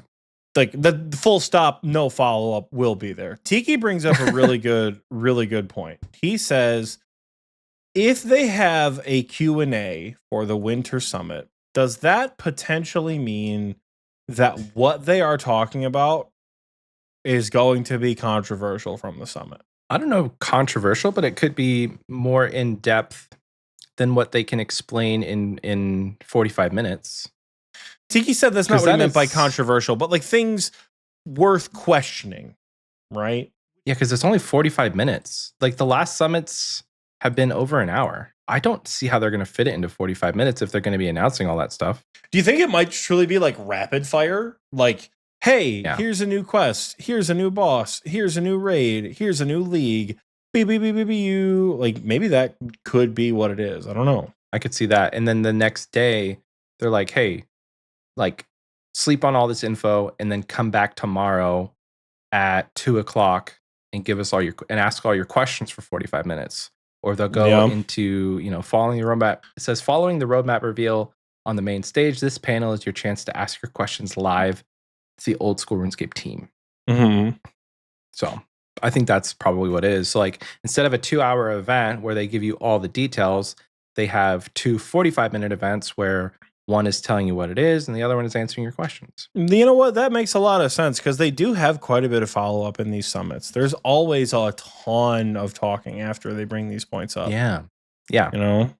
It's like they show the 10-minute video and then they have like a 5 to 10-minute segment talking with the JMods that are responsible, where they could probably just be like rapid fire videos and maybe a little bit of interjection between to like, queue up any details. But it's not going to be like a fireside chat like they've had. I don't think. Because to me, the 45 minutes, either they're not announcing that much or they are just going to speed run it, which I'm hoping it's just speed run. But again, we're talking about the summit again. As long as it's fire, that's what we need. We need a damn good. We need a damn good summit. It's going to be a fun event. I'm very excited. It's going to be fun. It's going to be fun to see people. It's going to be fun to be like hanging out together, spending a little bit of time. And then like it's going to be kind of weird, but like meeting people that we've been like fans of for a very long time. Like that's going to be a unique experience. Like what is socially acceptable? Because like obviously most of the people that we'd be like, hey, I want to meet you aren't like quote unquote actual celebrities, but like we've had a parasocial relationship for half a decade, damn it. Like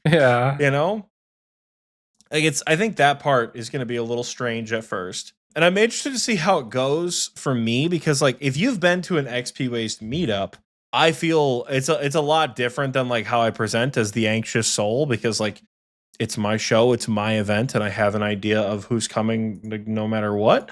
At Runefest, it might be totally different. I don't know. We'll see how it goes. Nuke Moose says just like, hey, love the content, which like, yeah, obviously. I think that's the play. If you think about it, there's people who are not in TNL who have not interacted with us in game or whatever that will probably say things to us. We're not like I A-tier celebrities. don't know if we're not A-list. I feel like everyone who's gonna know who we are is already in the Discord and knows that we are going. You know, I feel like we are not gonna be. Maybe I'm wrong. I don't feel like people are gonna be like, "Holy shit, are you Oxie and Michael from the Xpwaste podcast?" I don't think that's gonna happen. Actually, Maybe we get like 5,000 to 6,000, maybe 7,000 people listening to the episode every week, and there's only 2,500 people in Discord, 900 of which are active. So I think there's a large part of the community that we don't see as part of the community. They're just like, they give us a listen and then they move on. Maybe I'll be pleasantly surprised. I don't know, but I don't think we're gonna be stopped on like the plane or anything like that. Though it would be kind of funny.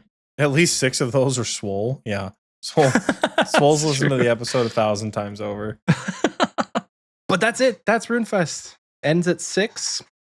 Round 5. No, it ends at 5. It ends around 5. Mm-hmm. And then I think Oxie and I are going to go back to the hotel, pack up, and go to bed because we got an early day on Monday. It is. Yeah, it is early. And I'm not looking forward to that ride back early in the morning. But what can thou do, you know? We got to get some good food while we're there, though.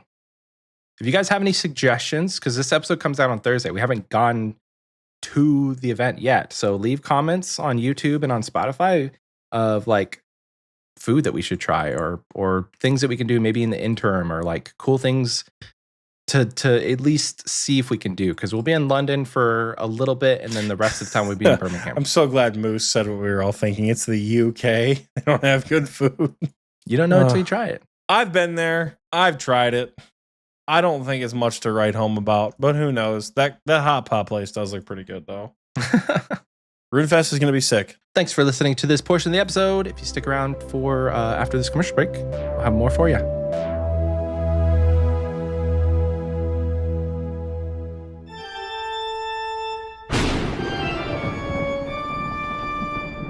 Did you think you could hide from me, mortal? You know what? Just forget it. Allow me to introduce myself. I'm Death, the Grim Reaper, Azrael, ruler of the underworld, and proud father to the best undead dog in all of the known universe. A question, if you will, adventurer. Have you ever died? What am I saying? Of course you have. I've seen you die killing bosses. I've seen you die to other players. I've seen you die to my precariously placed dark wizards. And it says here that you died to... You died to the light puzzle in Akka? Oh my god. My point is, you all die. And if you think you're fancy because you haven't, trust me, you will. That is unfortunately where I come in.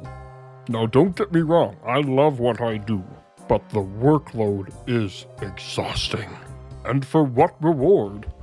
Do you honestly think I care about the money that you have to spend to retrieve your items? And it's so frustrating. Adventurers are always asking, why is death so expensive? How can I be expected to pay this much money for failing at something I have never done before? They never ask, how is death? What has death's weekend been like? Does death have any plans for Halloween? They're always so self-centered. It's like they don't even remember what dying used to mean before I arrived. And another thing, I am not the reason that you die. No, I am the one who escorts you to the afterlife. You are the one who forgot what a Saradomin brew does. You are the one who decided to chance the man in an infernal cape and Armadil Godsword. And I am not the one who said, hey, what is this boss's max hit? I'm sorry. It's been a long couple of eons. I haven't been out of the house too much. So, yes, I am a bit touchy, I will admit, and I will apologize. But consider this a warning.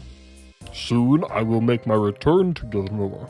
Not for any evil reason, mind you, more so just to embarrass you in front of your friends. And if you can't handle that, well, try not to die. All I ask is that you be courteous to the ethereal being underneath the hood. Be sure to enjoy yourselves this Halloween, and remember that I am right around the corner, always.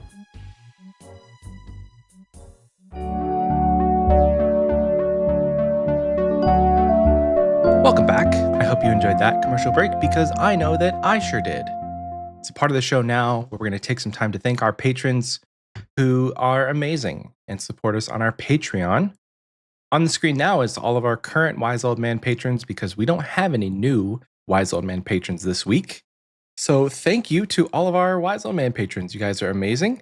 You warm our hearts each and every week for all the love that you share and all the things that you do. The Wise Old Man tier is the first tier that you get access to the recording booth. So if you wanted to join these folks in the recording booth with us, this would be the first tier. You have access to that, and you get your name on the screen, and you get your name shouted out the first time that you ever subscribe too. So thank you to all of our Wise Old Man patrons.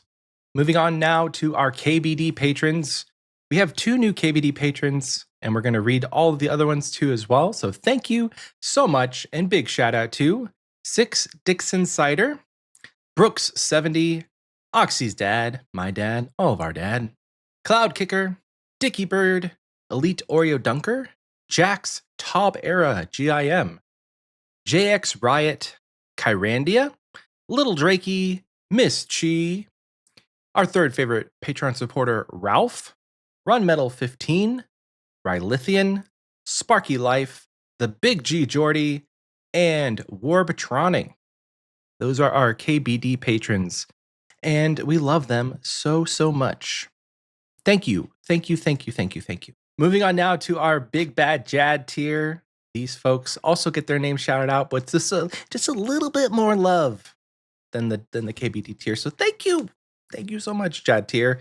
Big shout out to and big thank you to Captain Crash, Apathy, Mithril Fork, Oxy's Satanic Waifu, 666, Petite River, Rack Roll, Runefest Ready Cleric, the S tier Deviled Egg, and Woloznik, our newest Jad tier member.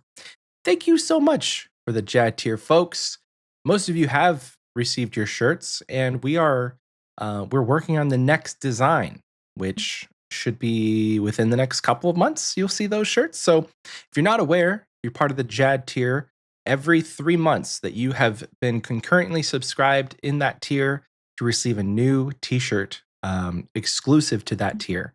So if you want to get a cool shirt, join the Jad tier. That's going to do it for Patreon. If you want to join these cool folks, you can head on over to patreon.com/Xpwaste, where we have many different tiers available to choose from, and a whole backlog of content if you choose the right tier. Starting at the Part of Pete tier, you'll have access to our monthly either extra episode or Patreon stream, depending on which one you watch. Our next Patreon stream will be like the 3rd Friday in March. So join us for that at the Party Pete tier. Moving on now to the next segment here, we have the community question. Last week, we asked you guys, if you were to be a giant, what type of giant would you want to be? Why was I getting called out? I was about to call Michael out because that wasn't cool. I was concerned. Oh, I must have missed it because I have no clue what you guys are talking about. I'm confused. Oh. I didn't Six realize Dixon Cider. I didn't realize no. Dixon Cider was. I don't like that name. Wow. I did not even catch that they were back to back. I knew as soon as Michael said, oh, 6 Dixon Cider, I knew he didn't get it. I didn't get it. I was like, I'm just going to let him go. But then it's a follow-up to like the only woman we have on our KBD tier. I'm so sorry. Oh, gee, that was so not intentional. I'm so sorry. Gosh. Well, let's recover. Yike, dude. Starting on Spotify, Otis says, a giant pain in the ass recording booth troll. Love you, boys. Trust me, King, we It's know. living the dream. Man literally submitted that while we were recording, by the way. It's on brand, honestly. Yeah. It's on brand. Moist Sean says, in IRL, probably San Francisco. In OSRS, I'd like to be part of the Ice Giants since I thrive in the cold, but realistically, because I already look like a hill giant, I'd probably have to join them. I like the San Francisco Giants reference there. Next up, Rummy Tumble says, Andre the Giant. I want my beers to look like a dollhouse furniture in my hand. OSRS specific, I'm a simple dude who likes simple things. Give me a club and a loincloth, and I'll be a hill giant. It's what I'm wearing to Runefest. It's my daily outfit, baby. Fizzman15 says, I'm currently running a Storms King Thunder D&D campaign, so this question would be awesome for that. My answer is there is a cloud giant, since they use most magic and don't have to worry about being in charge. For OSRS, I'd take the ice giant as they're probably killed the least. No giant or mossy keys, and no rune skimmy. True.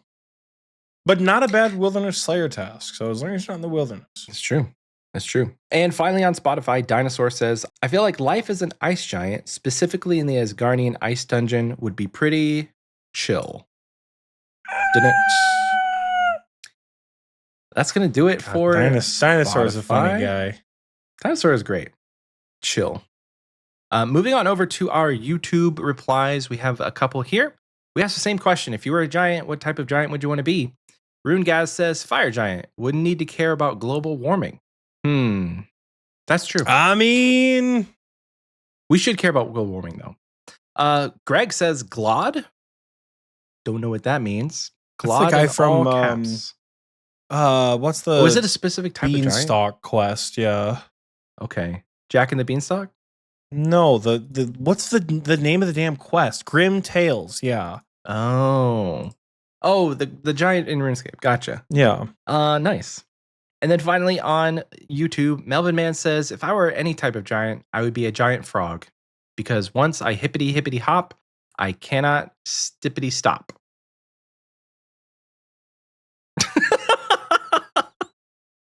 That's some good shit. That's great. That is great.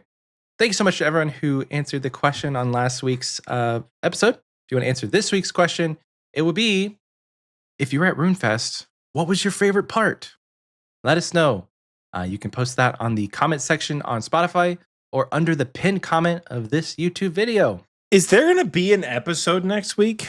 I would hope so. I think it might not come out on Thursday, if I'm being honest, but we'll throw something together.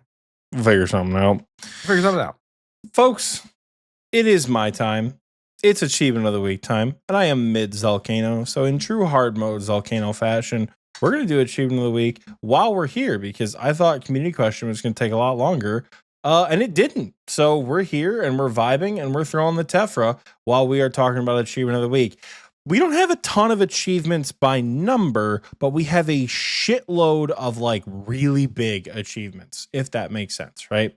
Kicking us off in the smallest category this week, the miscellaneous category. It's almost always the smallest category. So first things first, Diesel Time bought a house. And we love the weird miscellaneous, like bought a house, got engaged, had a kid type achievements when those things pop up, because sometimes those are just fun to shout out. But we do have a new quest cape this week. And fucking give a hand to the Michael from the Xpwaste podcast for achieving his quest cape. Beep, beep, beep, beep, beep. Moving on from the miscellaneous category, we do have some stuff in the combat achievements category this week as well. As always, we got some big ones. We have 2 first fire capes. The Val and Craig both achieved their first fire capes. Congratulations, folks. APW achieved their phalanx and one of the boss transmogs. I feel like you always get a boss transmog when you get your phalanx. So we got a Fang kit. Dinosaur, the humorous man himself, achieved master CAs. And Oska, I don't know if Oska's in TNL or not. I think he might be. I think his iron is. His iron might be in TNL, yeah. He got the GM helm. we have another grandmaster in the community with Oska. So congratulations, my friend. Mima was telling us all about it yesterday, that you were as close as you were to GM. So hell yeah, dog. Congratulations on the grandmaster helmet, that snazzy Zuck helm. I think at this point you do kind of finally beat the game. Like what comes after GM helm? You know, are you just gonna like raid and pet hunt into the sunset? Like that's a pretty good GM. That second GM, Clogscape. Yeah, that could be a good one, is Clogscape. So I don't know. Oska, congratulations. Or Oz. Mima pronounces it Oska, so I'm hoping that's how it's said. It always descends into Clogscape. Yeah, you're right. Finally, the skilling category this week. We have a lot of skilling achievements, and we have just so many. So many. Not like a ton of 99, just a lot of big ones this week. Kicking us off, Broad achieved 99 strength and 99 hit points. And Broad, for his first ever 99, did the strength emote IRL. He did like a 300 pound or some shit like that, like deadlift, jerk, whatever it was, like put it over his head and then threw it down, just like the strength cape emote. So that was pretty cool to see. Soul achieved 99 mining. Unfortunately, Bro did not do the hit points emote, which probably makes sense, but still, you know, no consistency there. Like I said, Soul achieved 99 mining. I want to say it was maybe his first on the GIM. Fish achieved 99 crafting and 99 farming.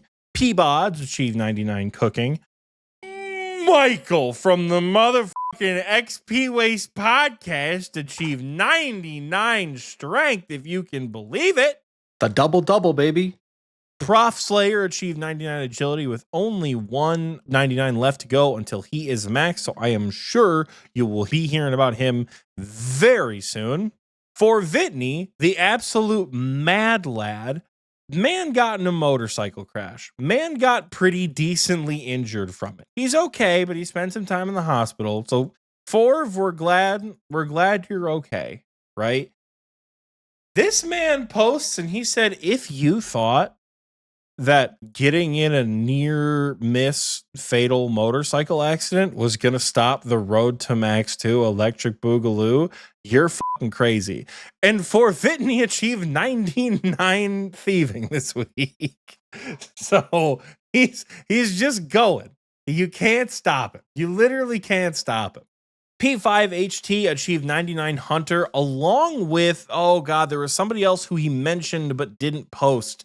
It starts with an R. Oh, where is it? I got to scroll up and find it. It was there. I swear to God, it was there. Rock Arm Man. Yeah, Rock Arm Man got some sort of 99, but he didn't post what it was. Maybe it was also Hunter, just like P5HT did. And then finally, Flagrant Beef achieved 99 range. I did forget to shout out one miscellaneous achievement because it happened mid-podcast. Real Crazy got his diary cape. Let's go.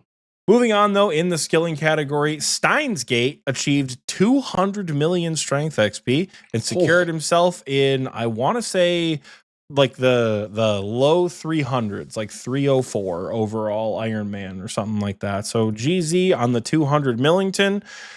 And then we have not one. We have not two. We have not three, but we have 4 max capes. 4 max capes this week.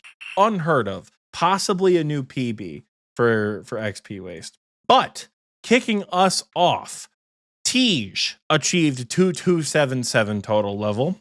Last night, my boy Shinkiro, while I was on the balcony, like I said, I did manage to make it there, but Shinkiro maxed. He and I were doing some 99s together along the way. Proud of you, King. The grind is finally over. You made it. He helped me with the rune crafting grind. He was one of the essence runners. So, hell yeah, man. Also my bingo teammate. But Shinkiro is done. Shinkiro is also maxed. I didn't know that Leo DiCaprio was maxing alongside Shinkiro. I didn't realize it was a double max party when I was there. But Leo DiCaprio, a kind of newer member to the clan, if I'm not mistaken, also maxed right alongside Shinkiro. So we had 2 max capes for the price of 1. I don't think I've ever met you, Leo, but GZ nonetheless. Finally, during this podcast episode, the Taco Daddy maxed his account. Taco Daddy had us meet in Falador Park. This man went around the game in the free-to-play area, and he achieved, so you sitting down, 99 construction, rune crafting, mining, herblore, fletching, agility, smithing, crafting, fishing, woodcutting, fire making, cooking, prayer, strength, defense, and finally Slayer. 16 99s in 10 minutes, and he achieved 2277 total level. You guys have been going off this week. The journey has come to an end for so many of you, and in so many different ways. I've never seen someone crack off 16 99s at once. I've been where people have like 5 to 8, but 16 is insane. That's dedication. That is built That's different. huge. I would be losing my mind sitting on that low of XP. Mhm. Oh my God, I'd be losing my mind. So shout out to you, Taco Daddy. Glad we were able to get people together, make the announcement. But yeah, you guys have been hard this week. You can finally play the game. You can finally play the game and enjoy yourself. And it is a weird experience that number no longer go up, but you'll get used to it. You'll get used to it. It's a different kind of obligation when you play. You're going to like it. And the max cape, holy shit, the max cape is so nice. Like, I didn't understand why people were averse to a new skill. And then I got a max cape. It's going to be a bitch to not have this thing. It is going to be a bitch to not have a max cape when sailing comes out. But you know what? We press on and we go again. That is Achievement of the Week, folks. If you did something awesome, please feel free to head over to discord.gg/OSRSTNL, and you can post about all the awesome stuff that you do in our levels and achievements chat, right? We have objectively the best RuneScape Discord in the world. Are there any Sunday Raiders? Would you look at that? The Sunday Raiders are actually taking a day off. No Sunday Raiders today, but that's not to say that they are not there. If you guys are hearing this and you are going to Runefest and you are interested, I believe we have an invite link either pinned or something in the Xpwaste chat. It's not a new TNL. People aren't really like talking in there. It's literally just for like coordination and communication for the event. So it's not like people are like chilling in VC or anything like that. So yeah, that is that. Come hang out, you guys. Best RuneScape Discord in the world. I'm sure you'll see photos and maybe even videos of your two favorite podcasters posted in the Xpwaste chat at some point as well. I almost got nuked by Zalcano, but the episode is almost coming to a close. And it's time that I turn to my good friend and I say, Michael, do you have a fun question for us this week? I don't. And I'm going to turn to my co-host and put him on the spot and ask Oxie, do you have a fun question for us? Okay. Given that you and I probably can't PVM in real life, right? Like, I don't know if you or I have the stones to kill another giant creature, right? Like, I think I'd be, if like Zulrah came out of nowhere, I don't know if I'd know what to do with all that. What mini game in RuneScape do you, Michael, think you could do the best at? Skilling bosses also count. Like, I'm at Zalcano and thinking to myself, like, could I chuck one of these Tephra at a big giant? Like, could I do that? You know? Like swing a pickaxe at to a big demon that scary? I mean, like, no, a big demon is scarier than shit, but like, if I know that I can't get killed in a way that matters, right? Do I think I could do Zalcano in real life? I want to know what minigame you think you could do in real life. My go-to was to say like something chill, like Temporos. But I don't love fishing that much. I like to fish. I could fish. Temporos is also not that chill. It's one of the few minigames that you don't have to run around a lot and you don't get damaged. Like, you don't take damage. Like, I would say Wintertot is fun, but you get like IRL damage. I'm thinking about it in real life. Ooh, okay. I'm gonna take Nuke's suggestion here and say Giant's Foundry. I think that's probably the clear winner for you. Yeah. I'm a crafty kind of guy. I like making things with my hands. So you know what? Mixing mixology might actually be a fun one to try out IRL too. I forgot about that one. I forgot that existed, but definitely Giant's Foundry. I think a close second could be something like Trouble Brewing. That one might like in real life, doing all the things you do in Trouble Brewing might actually be fun. I have never once given Trouble Brewing an actual try to see if the minigame is even actually fun. The only times I've ever done Trouble Brewing is for diary steps.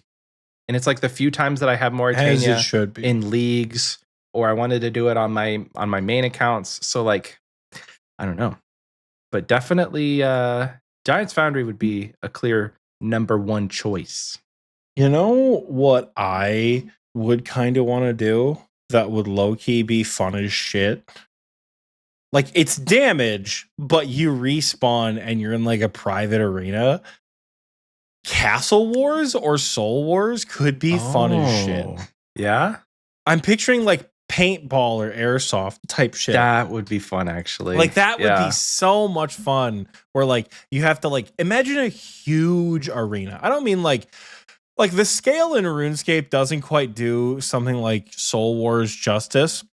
Mm-hmm. But imagine an absolutely massive arena where you can like sneak through the forest and like get back to somebody's base and like start killing their avatar while their avatar is actively trying to kill you, and you're trying to like get through barricades and shit like that, or you're like killing ghosts or whatever. You're prioritizing killing other people in the middle. Yeah. Like Soul Wars or Castle Wars could be so much fun. You're walking through a dark cave and you see a red cape walk by and you have a blue cape on, and then you just got to start throwing hands underground. That would be so much fun, knowing that like you're not going to get killed in real life. I think that would like almost like a paintball airsoft type beat, I think would be pretty fun. That would be good. That would be pretty good content. At the end of the day, Castle Wars is just capture the flag. So we could make this dream a reality.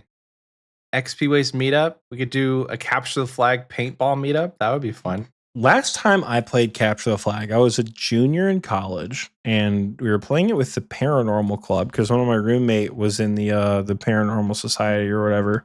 We played Capture the Flag, and again, like the campus I went to was big, so we played on both sides of the river. Oh, Just in like the dead center of campus. So there were a couple of choke points that you had to kind of get across. And I was a kind of athletic dude at the time, and I was going for the flag. And as I was running, I felt like a pop almost in my like back hamstring. And I just went, oh no, and just like tumbled down just like that and hit the ground. And the girl who was chasing me kind of ran up to me and was like, holy shit, are you okay? And then stopped and went, wait a second, you're just trying to get me to not go for the people going for the flag, and ran away. I was like, huh?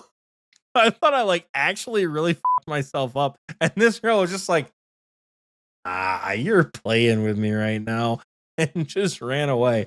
That was probably the last time that I played. What was the pop? I don't know, just something in my hamstring. My hamstring didn't pop, thankfully. Okay. It's just a pain that like persisted for a little while. I remember going to the orthopedic doctor afterwards and asking him about my hamstring.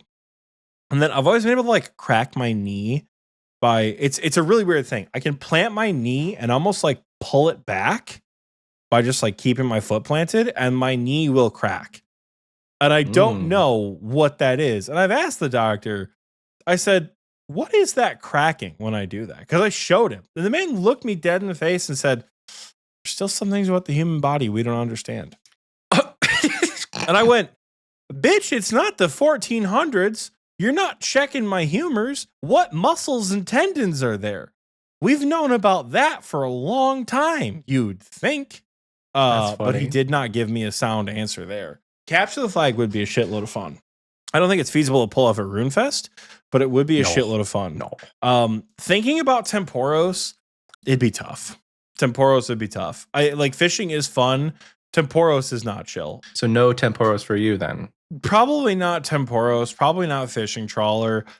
You know what could be fun? It's going to sound a little Stockholm syndrome, but you know what could be fun? If I was in perfect health, particularly I didn't have my Achilles injury, the Howl Sepulcher might be fun as shit. Yeah. Sepulcher might be fun as shit. I am so afraid. I'm so afraid to run these days that like I just don't. But man, if there was an opportunity to do the Hollow Sepulchre and like know that I wouldn't actually like kill myself trying, I would absolutely do Hollow Sepulchre. Those people Tiki are running says for their running life. for their lives. Yeah, I mean, like, it could be fun like once. And you're like, it could be fun. Could be fun. I don't know, dude. I feel like the first floor is probably going to be the toughest for me. Like, I don't think I could get past floor 1. There ain't no way I'm getting past floor 5. I don't know. Yeah, Yeah, I your would idea definitely of try fun it. is kind of a little insane because like you're getting arrows shot at you. You're getting. I'm also You're having assuming that I have the flying ring. I swords. also assume that I have the ring and I'm not getting teleported back, right?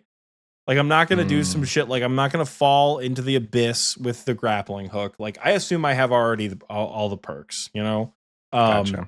I think it would be kind of fun to try out that. Again, assuming I'm not going to actually die, this seems fun as shit. Could be fun.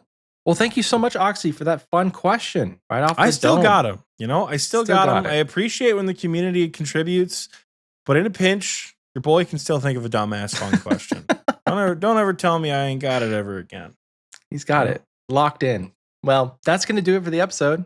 Thank you so much for listening. If you wanna see more Xpwaste content, or find our social media, see our shop, all that stuff is going to be in the description below or in the episode notes. We got everything. Everything is there. Patreon, PO box thing. If you want to send us a fun question, you can do so many different ways. I forgot to say that. You can send us a fun question a lot of different ways. You can post it on our Discord.